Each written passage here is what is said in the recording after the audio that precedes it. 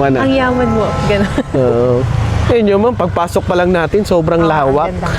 Tapos May ito, nakalagay sentro, yes. nakikita ko pa to, nung nag-birthday yung anak ko dyan sa may bistro. Nakasarap pa to, blue. Nadadaanan niyo po.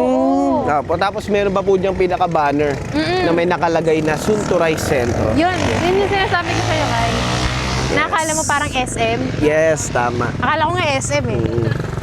Tapos yun po, nung lumabas na yung license to sell niya, is yun, talagang inopen na po siya para sa lahat.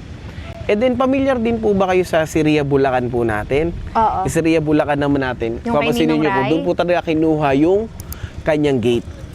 Diba dami ko? Ganyan po. Ibang-iba talaga yung gate Doon kumuha niya. si Ninong Rai eh. Apo. Sabihin ko lang po sa inyo yung mga possible amenities nito.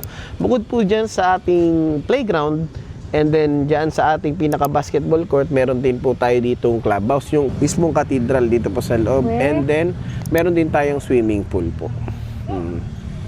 Upgraded talaga yung sentro. Yes. Kumbaga ma'am, talaga siya, kumbaga ma'am, pag subdivision meron talaga tayong siya. bisita, hindi talaga tayong mahihiya na, oh, pasok kayo. Masasabi agad nung bisita nyo, wow, grabe, gate pa lang. Subdivision na subdivision. Gate pa lang. Talagang panalong-panalo ka na. Ang yaman mo, gano'n. Oo. Ayun yun ma'am, pagpasok pa lang natin, sobrang lawak. Tapos May ito, nakalagay park. sentro, yes.